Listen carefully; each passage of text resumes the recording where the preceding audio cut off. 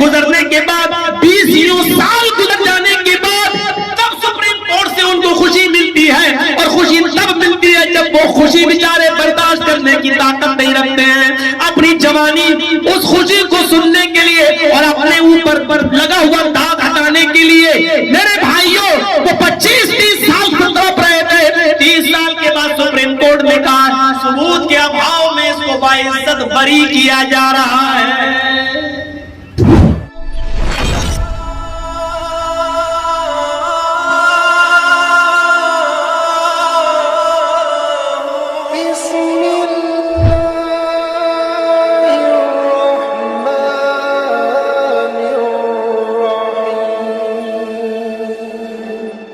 مکٹ بھی ہے، اور کسرا جو سونے اور چاندی کے کنگن پہنا کرتا تھا وہ سونے اور چاندی کے کنگن بھی رکھے ہوئے ہیں، یعنی مکٹ و سر کا تاج بھی موجود ہے اور سونے اور چاندی کے کنگن بھی۔ اے لوگوں، نبی اکرم کی یہ 2 پیشین گوئیاں تو میں نے اپنی آنکھوں سے دیکھ لی، نبی اکرم کی یہ 2 پیشین گوئیاں تو میں نے اپنی آنکھوں سے دیکھ لی۔ ایک عورت اکیلی عمرہ کرنے آتی ہے اور چلی جاتی ہے، اس کی عزت و آبرو پر کوئی حرف نہیں آتا ہے۔ اور دوسرا نبی اکرم نے جو فرمایا تھا کہ کسرا ابن ہرمز کا خزانہ فتح ہو کر صحابہ کے ہاتھ میں آئے گا، وہ بھی آ چکا ہے۔ اے لوگوں، تیسری چیز ابھی میں نے نہیں دیکھی ہے جس کا تعلق قیامت سے قریب ہے، اس لیے اے لوگوں قیامت سے قریب تم دیکھ لو گے، اے لوگوں قرب قیامت تم دیکھ لو گے۔ قیامت کی نشانیوں میں سے ایک نشانی یہ ہوگی، اور جب تک یہ نشانی تم اپنی آنکھوں سے نہیں دیکھ لو گے قیامت نہیں آئے گی، اس لیے کہ محمد رسول اللہ کا یہ فرمان قیامت سے پہلے پہلے پورا ہونا ہے اور ہو کر رہے گا۔ تم قرب قیامت دیکھو گے کہ اتنے لوگ پیسے والے اور اتنے امیر ہو جائیں گے کہ اگر تم سونا اپنی مٹھی میں گھر سے لے کر نکلو گے اور زمین پر ڈھونڈو گے کوئی غریب مل جائے، کوئی مسکین مل جائے، لیکن تمہیں کوئی غریب نہیں ملے گا، کوئی مسکین نہیں ملے گا، اس سونے اور چاندی کو کوئی قبول کرنے والا نہیں ملے گا۔ یہ لوگ جس طرح سونے اور چاندی کو لے کر نکلیں گے اسی طرح سونے اور چاندی کو لے کر واپس آ جائیں گے۔ کوئی ان کو سونا اور چاندی قبول کرنے والا اور ایکسپٹ کرنے والا نہیں ملے گا۔ قرب قیامت تم یہ منظر بھی دیکھ لو گے۔ تو میرے بھائیوں، حضرت عادی نے جو ایک نقشہ کھینچا تھا اس میں یہ بتایا تھا کہ امن کیسے پیدا ہوا عرب کے اندر، نبی اکرم کے عدل سے، نبی اکرم کے انصاف سے، نبی اکرم کے انتقام کے جذبے سے۔ میرے بھائیوں ذرا سنیے، حدیث کی روشنی میں کہا جا سکتا ہے جہاں جتنا زیادہ عدل ہوگا وہاں اتنا زیادہ امن ہوگا، اور جہاں جتنا زیادہ انیائے اور ظلم ہوگا اس ملک کے اندر اتنی ہی زیادہ اشانتی ہوگی، بھرشٹاچار ہوگا، سامپردائک دنگے ہوں گے۔ جہاں عدل نہیں ہوگا وہاں شانتی بھی نہیں۔ آپ کے گھر میں بھی عدل تبھی ہوگا، گھر میں اگر 4 بھائی ہیں نا اور باپ سب کے ساتھ عدل کرے گا تو امن ہوگا، اور جہاں باپ نے زمین اور جائیداد کے بٹوارے میں جہاں اس نے روح رعایت کرنا شروع کر دی، جہاں اس نے دیکھا کہ میرا فلاں بیٹا میری زیادہ خدمت کرتا ہے اس کو زیادہ دیا، اور جو سب سے کم اس کی خدمت کرتا ہے اس کو سب سے کم دیا، جہاں اس نے یہ دیکھنا شروع کیا آپ کے گھر میں بھی شانتی نہیں رہے گی، کیونکہ آپ نے عدل کو مروڑ دیا ہے۔ عدل کے پیمانے سے آپ نے گھر کو خالی اور ننگا کر دیا ہے۔ جب گھر میں عدل نہیں رہ گیا تو شانتی بھی نہیں رہے گی۔ جب ایک چھوٹے سے گھر میں شانتی کو بحال کرنے کے لیے عدل ضروری ہے تو اس ملک میں بھی ہندو، مسلم، سکھ، عیسائی، بدھسٹ، جینی سارے لوگ اگر یہ چاہتے ہو کہ گھر میں بھائی بھائی کی طرح رہیں تو اس ملک کے اندر بھی سب کے ساتھ عدل ہونا چاہیے، انصاف ہونا چاہیے۔ اگر ایک مسلمان کی کوئی لنچنگ کرے اور اس کو مارے تو بدلے میں کورٹ اور عدالت میں اس کو بھی سزائے موت ملنی چاہیے اور اس کا بھی قتل ہونا چاہیے۔ جب تک یہ عدل قائم نہیں ہوگا، جب تک یہ انصاف قائم نہیں ہوگا، میرے بھائیوں اس ملک کے اندر امن اور شانتی بھی بحال نہیں ہوگی۔ امن اور شانتی کو بحال کرنے کے لیے عدل اور نیائے اور انصاف شانتی ہے، ورنہ میں یہی کہوں گا کہ ہم آہ بھی کرتے ہیں تو ہو جاتے ہیں بدنام، اور تم قتل بھی کرتے ہو تو چرچا نہیں ہوتا۔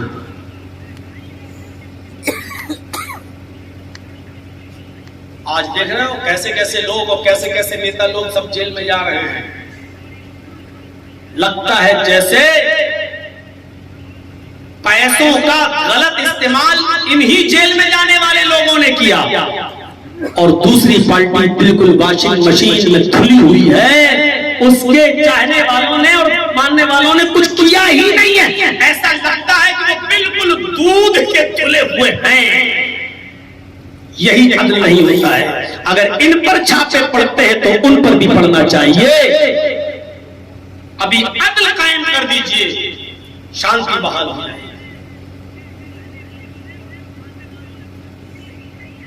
سپریم کورٹ کو دخل دینا پڑا ہے، سنا ہے نا فیصلہ ابھی سپریم کورٹ کا۔ ہندوستان میں جتنے بھی راج ہیں، جتنے بھی اسٹیٹ ہیں، سب کو نوٹس بھیجا ہے، سب کو نوٹس بھیجا ہے کہ آخرکار ہر جگہ کے مسلمانوں پر اتنا ظلم کیوں ہو رہا ہے، کیوں؟ یہ سپریم کورٹ کو ایکشن لینا پڑا ہے۔ اس کا مطلب یہ ہے میرے بھائیوں کہ اس ملک کا چوکیدار سویا ہے۔ سپریم کورٹ کو ایکشن لینا پڑا کہ ہمیں جواب دو اس بات میں۔ یہ ماننا پڑے گا آپ کو کہ عدل نہیں ہو رہا ہے ہمارے ساتھ۔ برجستہ کہوں گا، ڈنڈے کی چوٹ پر کہوں گا، اور اگر عدل اور انصاف ہمارے ساتھ ہو رہا ہوتا تو سپریم کورٹ کو انٹرفیئر نہیں کرنا ہوتا، وہ دخل نہیں دیتی، راج اور اسٹیٹس کو نوٹس نہیں بھیجتی۔ راج اور اسٹیٹس کو نوٹس بھیجنے کا مطلب یہ ہے کہ ہمارے ساتھ عدل نہیں ہو رہا ہے، نہ تھانوں میں، نہ راج سرکاروں میں، جہاں جہاں آج تمہاری سرکاریں ہیں وہاں وہاں ہمارے ساتھ عدل نہیں ہو رہا ہے۔ اس لیے سپریم کورٹ کو نوٹس بھیجنا چاہیے۔ انصاف کا تقاضا اور انصاف کا پلڑا جتنا بھاری ہوگا اتنا ہی امن پیدا ہوگا، اتنا ہی شانتی بحال ہوگی۔ قاضی شرح جو کوفہ کے قاضی تھے اور حضرت علی نے جن کو قاضی بنایا تھا، ایک فیصلہ سنا رہے ہیں آج۔ یہودی اور عیسائی جمع ہیں کورٹ میں، مسلمان بھی ہیں، حضرت علی امیر المومنین ہیں، خلافت علی کے ہاتھ میں ہے، خلافت علی کے ہاتھ میں ہے۔ قاضی شرح نے کہا کورٹ خالی کروائیے، میں فیصلہ سنانے جا رہا ہوں، عدالت کو خالی کروائیے۔ ان کا پیشکار جس کو دربان کہا جاتا تھا، پیشکار نے کہا چلو خالی کر دو، چلو چلو چلو۔ کچھ جا رہے ہیں، کچھ نہیں جا رہے ہیں۔ کچھ ضدی لوگ ہوتے ہیں، جیسے کوئی لوگ دھرنا دے رہے ہوں اور گورنمنٹ کا آرڈر ہو ہٹاؤ ان کو، تو پہلے پیار سے کہا جاتا ہے کہ چھوڑ دو، اناؤنسمنٹ کیا جاتا ہے خالی کر دو، اور جب بھی خالی نہیں کیا جاتا ہے تو لاٹھی چارج ہوتا ہے۔ لاٹھی چارج سے بھی جب خالی نہیں ہوتا ہے تو آنسو گیس وغیرہ چھوڑے جاتے ہیں۔ ایسے ہی قاضی شرح کے پیشکار نے دیکھا کہ اب تو یہ خالی نہیں کر رہے ہیں، تو انہوں نے کوڑا اٹھایا اور ہوا میں ایسے ایسے لہرانا شروع کر دیا، اور چمڑے کا کوڑا جو دیکھا لوگوں نے تو بھگدڑ بچ گئی اور بھاگنا شروع کیے، کورٹ خالی کرنے کے لیے بھاگے۔ ایک آدمی پیچھے سے بھی بھاگتا ہوا آیا، حضرت قاضی شرح کے دربان کا کوڑا ہوا میں لہرا رہا تھا، یہ بھاگا اور یہ سامنے آ گیا اور ایک کوڑا اس یہودی کو لگ گیا۔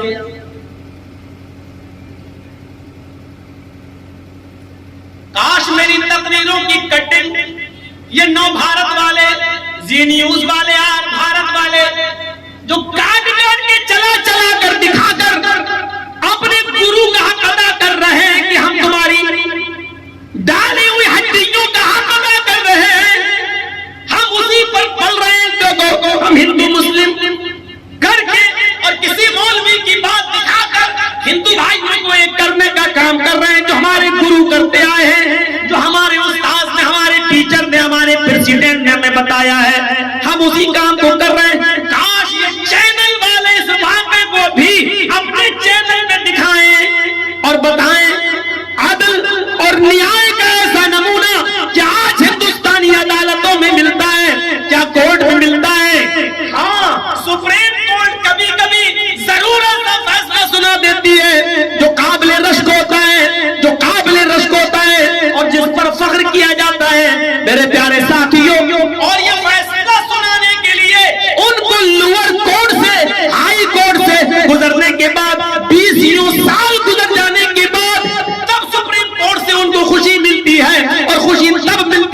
وہ خوشی بیچارے برداشت کرنے کی طاقت نہیں رکھتے ہیں. اپنی جوانی اس خوشی کو سننے کے لیے اور اپنے اوپر لگا ہوا داغ ہٹانے کے لیے میرے بھائیوں وہ 25-30 سال کو تڑپ رہے تھے. 30 سال کے بعد سپریم کورٹ نے کہا ثبوت کے ابھاؤ میں اس کو باعزت بری کیا جا رہا ہے. سپریم کورٹ سے بری کرتا ہے لیکن 20 سال کھوئے ہوئے اس کا نقصان نہیں دلاتا ہے. بس اب آپ اتنا کہہ سکتے ہو کہ میرے اوپر لگا ہوا داغ مٹ گیا ہے، لیکن یہ 30 سال میں آپ نے اور آپ کے پریوار نے، آپ نے اور آپ کے سماج میں، آپ نے اور آپ کے رشتہ داروں نے کیا کھویا ہے، اس کا انعام آپ کو نہیں ملے گا، یہ نقصان آپ کو نہیں ملے گا. میرے بھائیوں وہ آپ کو نہیں دیا جائے گا، کیونکہ اب آپ جب نئے سرے سے مقدمہ دائر کریں گے تو اب انصاف پانے کے لیے بھی آپ کو اتنے ہی سال کا زمانہ گزارنا پڑے گا، تب تک آپ قبر میں پہنچے ہوئے ہوں گے. اس لیے آپ کوئی آدمی پھر مقدمہ دائر نہیں کرتا. کیا کریں گے صاحب، اب کون ہم بری ہو گئے، بس اتنا ہی کام ہے. ایک کوڑا اس یہودی کو لگ گیا، کورٹ خالی ہو گئی، یہودی کھڑا ہے. قاضی شریح نے کہا کیا ہوا، کورٹ خالی ہو گئی، تم کیوں کھڑے ہو جاؤ، چلو باہر چلو. اس یہودی نے کہا قاضی صاحب مجھے آپ کے پیشکار، مجھے آپ کے دربان کے خلاف مقدمہ دائر کرنا ہے. کہا پھر کٹگھرے میں آ جاؤ. اس یہودی کو کٹگھرے میں کھڑا کیا. کہا کیا ہے، کہا آپ کا درباری کوڑا چلا رہا تھا، اس نے کسی کو نہیں مارا، اتنی بھیڑ میں کوڑا ہوا میں چلایا، کسی کو نہیں مارا. جب میں اس کے پاس سے گزرا تو اس نے کوڑا میرے مار دیا. یا تو سب کو مارے جاتے کیونکہ سب نے کوٹ بھر دی تھی، یا پھر کسی کو نہیں مارا جاتا لیکن صرف مجھے مارا گیا ہے. قاضی شریح نے اپنے پیشکار سے کہا تمہارے خلاف مقدمہ دائر ہے، اب تم کرسی چھوڑو اور اس کٹگھرے میں کھڑے ہو جاؤ.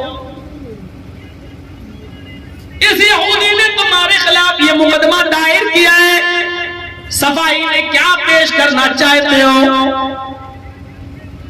اس پیشکار نے جو صفائی پیش کی وہ سنیے.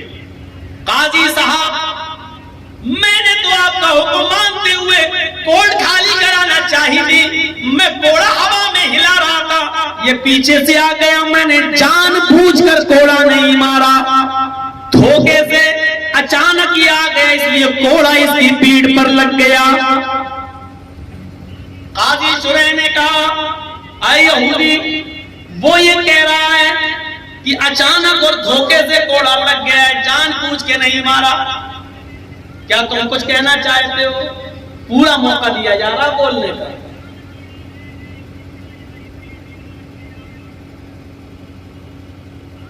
کچھ کہنا چاہتے ہو؟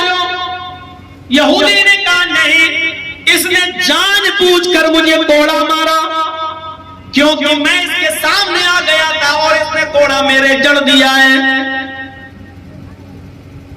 قاضی شریح نے اپنے پیشکار سے پوچھا یہ شخص یہ کہہ رہا ہے کہ کوڑا جان بوجھ کر مارا ہے، تم کیا کہنا چاہتے ہو؟ اس پیشکار نے کہا میں نے جان بوجھ کر نہیں مارا ہے. قاضی شریح نے کہا گواہ لاؤ. اب اس بات کی گواہی کون دے گا کہ جان بوجھ کے مارا ہے یا دھوکے سے لگ گیا؟ دلوں کا حال تو اللہ ہی جانتا ہے نا. اب اس بات کی گواہی کون دے؟ قاضی شریح کا درباری گواہ پیش نہیں کر سکا، صرف اتنا کہتا رہا کہ میں نے جان بوجھ کے نہیں مارا، اور یہودی کہتا رہا کہ اس نے جان بوجھ کے مارا. بالآخر گواہ پیش نہ کرنے کی وجہ سے قاضی شریح کی عدالت جو فیصلہ سناتی ہے اس نے ہزاروں یہودیوں کا دل جیت لیا.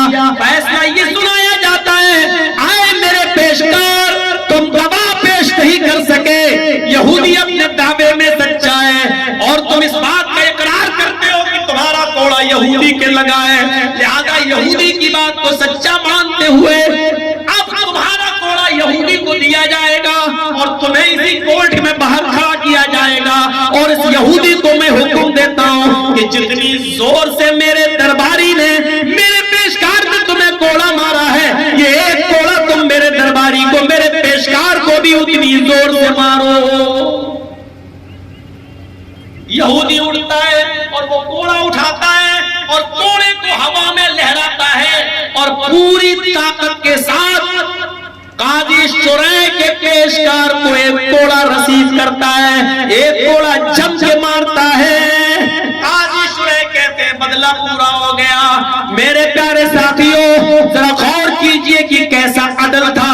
حکومت ہماری، سلطنت ہماری، امیر المومنین علی، کہا جا سکتا تھا قاضی شریح وہیں بیٹھے تھے، وہ بھی کہہ سکتے تھے کہ میرے درباری نے آج تک کسی پر ظلم نہیں کیا ہے، وہ جان بوجھ کر مار بھی نہیں سکتا ہے۔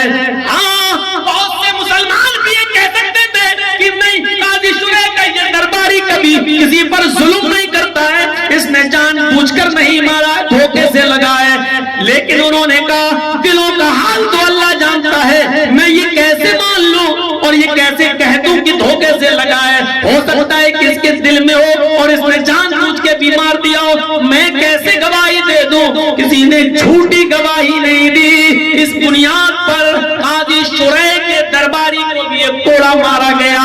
جب ایسا عدل تھا، اس بستی میں امن تھا، اس بستی میں شانتی تھی۔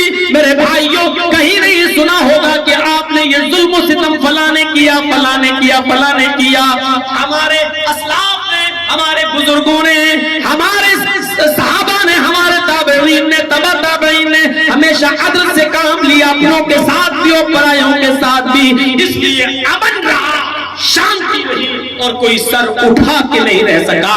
جس عدل کا جیتا جاتا ثبوت حضرت عمر فاروق کی شکل میں دے رہے ہو کہ یہی بیت المقدس، یہی بیت المقدس جس کے لیے آج ہزاروں لاکھوں کی جانیں جا رہی ہیں، یہی بیت المقدس جب فتح ہوتا ہے حضرت عمر فاروق کے زمانے میں، اور یہی فلسطین کے لوگوں نے جب دعوت دی حضرت عمر فاروق کو کہ بیت المقدس فتح ہو گیا، آئیے تشریف لے آئیے اور نماز پڑھیے ہمارے یہاں آ کر۔ حضرت عمر فاروق جب بیت المقدس کی طرف جانے لگے، اپنے ساتھیوں کے ساتھ جانے لگے، تو آپ کو یہ واقعہ اچھی طریقے سے یاد ہوگا۔ جس اونٹ پر بیٹھے ہوئے تھے، سوار تھے اس اونٹ کے اوپر، صرف دو ہی آدمی بیٹھ سکتے تھے، تیسرا نہیں۔ تو ایک آدمی اس کے اوپر بیٹھتا تھا اور ایک زیادہ راہ، جو اناج، جو غلہ، جو کھانے پینے کا سامان ستو وہ باندھ دیا گیا ہے اس اونٹ کے اوپر۔ دو لوگ جا رہے ہیں، دو لوگ، ایک تو حضرت عمر ہے اور دوسرے ان کا غلام ہے۔ بس ان دو لوگوں پر مشتمل یہ قافلہ مدینے سے رخصت ہوتا ہے اور بیت المقدس کی طرف جا رہا ہے۔ حضرت عمر فاروق نے کہا کہ ایسا کرو، جب میں اونٹ پر بیٹھوں گا تو 1 میل تم اس اونٹ کی لگام کو پکڑو گے اور تم لے کر چلو گے، اور 1 میل کے بعد میں اتر جاؤں گا، میں اونٹ کی لگام پکڑ لوں گا اور پھر تم اس اونٹ کے اوپر بیٹھ جاؤ گے، میں اونٹ کو لے کر چلوں گا۔ میرے بھائیوں، جنازہ نکل جائے گا آج کے حکمرانوں کا اگر اپنی ایئر کنڈیشن اور بلڈ پروف کار سے اتر کے 10 قدم بھی پیدل چلتے ہیں۔ میرے پیارے ساتھیوں، آپ نے دیکھا ہوگا 10 قدم پیدل چل رہے تھے تو لڑکھڑا کے گر گئے ہمارے گرو جی، جو اپنا بوجھ خود برداشت نہ کر سکے وہ چلا ہے پوری قوم کا بوجھ برداشت کرنے کے لیے۔ یوٹیوب پہ پڑا بھرا ہے، دیکھ لیجئے گا۔ اب جب تک نام نہ بتاؤں تب تک آئے گا نہیں، اور نام نہ بتاؤں گا نہیں۔ تم سے زیادہ مجھے ان یوٹیوبر والوں سے ڈر لگتا ہے۔ تو سوچ لیجئے میرے بھائیوں، حضرت عمر فاروق اونٹنے کی لگام کو پکڑتے تھے تو غلام بیٹھتا تھا، اور غلام جب پکڑتا تھا تو عمر بیٹھتے تھے۔ اسی بیچ میں عیسائیوں کا گرجا آتا ہے، عیسائیوں کا گاؤں آتا ہے، اور اذان کا وقت ہو جاتا ہے، حضرت عمر اور ان کا خادم وضو بنا کر نماز پڑھنا چاہتے ہیں کہ عیسائی آتے ہیں اور کہتے ہیں امیر المومنین ہمارا گرجا موجود ہے، آپ یہاں نماز کہاں پڑھیں گے؟ آپ ہمارے گرجا میں چلے جائیے، ہم نے اس کو دھل دیا ہے، ہم نے اس کو پاک صاف کر دیا ہے، ہم نے اس میں عیسیٰ مسیح کی صلیب بھی نہیں لگائی ہے، ان کی مورتی بھی نہیں لگائی ہے، آپ اس گرجا میں آ کر نماز پڑھ لیجئے۔ حضرت عمر فاروق فرماتے ہیں امیر المومنین تمہارے گرجا میں نماز پڑھنے سے ہمیں کوئی چیز نہیں روک سکتی ہے، اگر وہاں کوئی مورتی نہیں ہے عیسیٰ مسیح کی، تمہارے عیسیٰ کی جیسس کی اگر کوئی مورتی نہیں ہے تو ہم اس میں ضرور نماز پڑھ لیں گے۔ حضرت عمر فاروق کے لیے چٹائی بچھا دی گئی، ان کے غلام کے لیے بھی چٹائی بچھ گئی، اور جیسے ہی حضرت عمر اس گرجا میں جاتے ہیں اور نماز پڑھنا چاہتے ہیں لیکن پڑھتے نہیں ہیں، اس گرجا سے باہر نکل آتے ہیں، اور باہر انہوں نے جنگل میں اپنی چادر بچھائی اور وہاں نماز پڑھ لی۔ عیسائیوں نے روتے ہوئے کہا امیر المومنین کیا ہوا؟ کیا ہمارا گرجا ناپاک تھا جس میں آپ نے نماز نہیں پڑھی؟ ہم نے تو آپ کو اجازت دے دی تھی، آپ نے اس جنگل میں کھلے میدان میں نماز پڑھنا گوارا کر لیا اور ہمارے مضبوط گرجا میں آپ نے نماز نہیں پڑھی۔ حضرت عمر فاروق نے اس عیسائی کو گلے سے لگایا اور فرمایا میرے بھائی ایسی بات نہیں ہے، تمہارا گرجا تمہارے لیے پاک ہے، تم اپنے مذہب کے مطابق اس میں عبادت کرتے ہو کرو، میں اس میں نماز پڑھنا چاہتا تھا لیکن میں نے یہ سوچا کہ اگر آج میں نے اس میں نماز پڑھ لی اور میرے غلام نے اس میں نماز پڑھ لی اور بعد میں آنے والے مسلمانوں کو، بعد میں آنے والی نسل کو اگر یہ پتا چلا کہ عیسائیوں کے اس گرجا میں عمر نے نماز پڑھی تھی تو ایسا نہ ہو کہ بعد میں آنے والی نسل تمہاری اس گرجا پر مسجد ہونے کا دعویٰ کر دے کہ اس میں تو عمر نے نماز پڑھی تھی، اور تم اس کو گرجا واپس نہ کرو تو غصے میں آ کر وہ تمہارے گرجا کو توڑ دے اور اس جگہ وہ اپنی مسجد بنا لے۔ اس لیے میں اس گرجا سے نکل گیا تاکہ بعد میں آنے والی نسل کو یہ پتا چل جائے کہ عمر فاروق نے اس گرجا میں اس لیے نماز نہیں پڑھی تاکہ بعد میں آنے والے لوگ کہیں اس گرجا کو مسجد نہ سمجھنے لگے۔ حضرت عمر فاروق نے اس ڈر سے اس میں نماز نہیں پڑھی کہ بعد میں آنے والے لوگ اس گرجا کو کہیں اپنے مسجد نہ سمجھنے لگے، اس لیے اس مسجد پر، اس گرجا پر قبضہ نہ کر لیں۔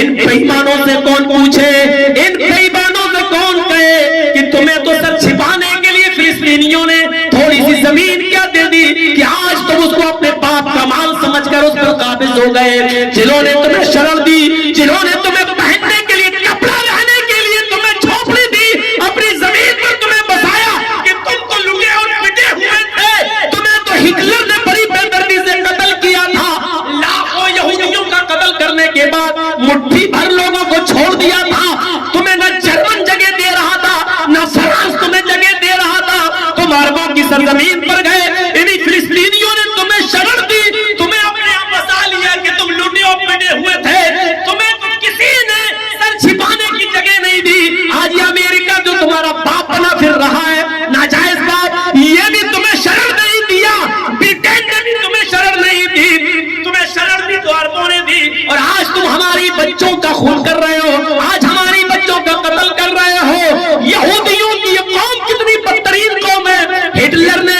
سارے یہودیوں کو جب قتل کر ڈالا، مار ڈالا، تو مٹھی بھر یہودیوں کو چھوڑ دیا، اور اس نے جب ان کو چھوڑا تو کہا لوگوں میں چاہوں تو ان مٹھی بھر یہودیوں کو بھی قتل کر دوں، میں چاہوں تو میں چاہوں تو ان کو بھی مار دوں، ختم کر دوں، لیکن میں ان مٹھی بھر یہودیوں کو اس لیے چھوڑ رہا ہوں کہ یہ کتنی نالائق قوم ہے، یہ کتنی حرامی قوم ہے، یہ کتنی سور قوم ہے، اس لیے اس کا جائزہ لینے کے لیے میں نے چھوڑا تاکہ بعد میں آنے والے لوگوں کو پتا چل جائے کہ ہٹلر نے لاکھوں یہودیوں کو قتل کیوں کیا، ان کا حرامی پنا دیکھ لے، ان کا سور پنا دیکھ لیا جائے، ان کی شیطانیت دیکھ لی جائے، اور اس کے بعد اندازہ لگایا جائے گا کہ دیکھو ہٹلر نے یہودیوں کو مار کے صحیح کیا۔ اور یقیناً آج میں دبان کے کوہل کہہ سکتا ہوں کہ ہٹلر نے صحیح کیا تھا، لیکن غلطی یہ کر گیا ان چند مٹھی بھر لوگوں کو بھی وہ چھوڑ دیا۔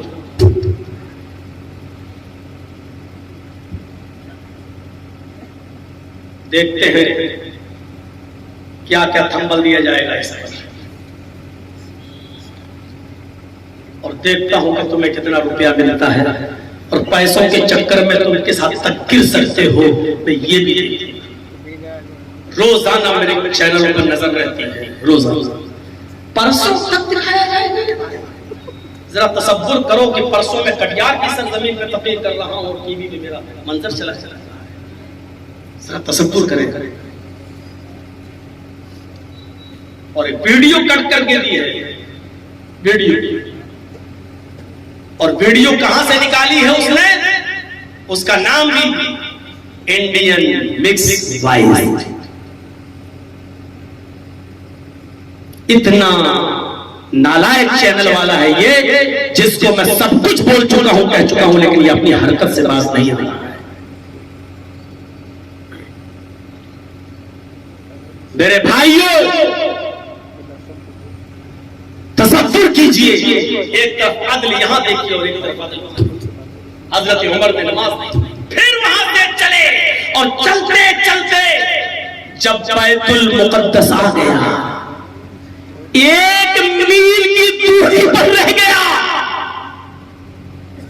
لوگ حضرت عمر کا استقبال کرنے کے لیے کھڑے ہیں، عیسائیوں کی عورتیں چھتوں پہ کھڑی ہیں، عیسائی زمین پر ہیں، لیکن قسمت دیکھیے، قسمت، جب ایک میل بیت المقدس رہ گیا، اسی وقت حضرت عمر فاروق کے اونٹنی کی لگام پکڑنے کی باری آ گئی۔ غلام اسلم کو اونٹ پہ بیٹھنا ہے، اور حضرت عمر فاروق کو اونٹنی سے اتر کر اونٹنی کی لگام پکڑ کے بیت المقدس تک جانا ہے۔ حضرت عمر فاروق نے کہا، آئے اسلم اونٹنی روکو، اونٹنی روک دی۔ حضرت عمر اونٹنی سے چھلانگ لگا کر نیچے گر گئے، اترے، کہا اسلم تم بیٹھو، اور حضرت اسلم کیا کہتے ہیں امیر المومنین، ایک نہیں آج میں 2 میل چلنے کو تیار ہوں۔ سامنے لوگ منظر دیکھ رہے ہیں، امیر المومنین اگر آپ اونٹنی کی لگام پکڑیں گے اور میں آپ اس اونٹ پر بیٹھوں گا تو آپ کی عزت کا کچرا نکل جائے گا، لوگ کیا سوچیں گے، یہودی اور عیسائی کیا تصور کریں گے کہ ان کا امیر المومنین کی کوئی حیثیت نہیں ہے، غلام ان سے زیادہ حیثیت رکھتا ہے اور وہ اونٹ کے اوپر بیٹھا ہوا ہے۔ حضرت عمر فاروق کا جو جواب تھا وہ سنیے، کہتے ہیں اے میرے خادم اسلم، اگر آج تو اونٹ کے اوپر نہیں بیٹھا اور زبردستی تم نے مجھے بٹھا دیا تو اسلام کا کچرا نکل جائے گا، اسلام کا جنازہ نکل جائے گا۔ عمر کو یہ منظور ہے کہ عمر کی عزت کا جنازہ نکل جائے، لیکن عمر کو یہ منظور نہیں کہ اسلام کے عدل کا جنازہ نکلے۔ آئے میرے خادم، تمہیں اونٹنی کے اوپر بیٹھنا پڑے گا، زبردستی اسلم سے کہا بیٹھو، اور اسلم کو اونٹنی کے اوپر سوار کروایا اور خوشی خوشی اونٹنی کی لگام کو پکڑا۔ باری حضرت عمر فاروق کی تیسری اونٹنی کی لگام کو پکڑ کے چل رہے ہیں۔ جب قریب آتے ہیں تو عیسائی چیخ چیخ کر کہتے ہیں، مسلمانوں تمہارا امیر المومنین کیا وہ ہے جو اونٹ کے اوپر بیٹھا ہوا ہے اور چلا رہا ہے؟ کیا امیر المومنین تمہارا وہ ہے؟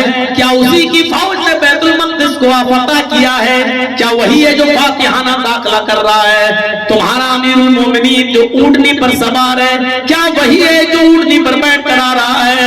اور مسلمان آنکھوں میں آنسو بھرتے ہوئے روتے ہوئے کہتے ہیں، نہیں یہودیوں، میرا امیر المومنین تو وہ ہے جس کے ہاتھ میں اونٹنی کی لگام ہے، جس کے ہاتھ میں اونٹنی کی لگام ہے، اور وہ اونٹنی کو لے کے چلا رہا ہے، اور اس اونٹنی کے اوپر جو بیٹھا ہوا ہے وہ تو اس کا خادم ہے، وہ تو اس کا غلام ہے۔ کیا کرے؟ آدھی آدھی دور، ایک ایک میل دور دونوں ایک اونٹنی کی लगाम पकड़ते थे। बैतुल मक़दिस आने से पहले हजरत उमर फारूक की बारी आ गई।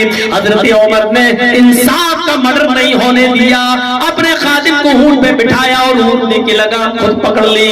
जब नीचे उतरे तो लोग हजरत उमर फारूक से गले मिलने लगे, और जब अमीरुल मोमिनीन से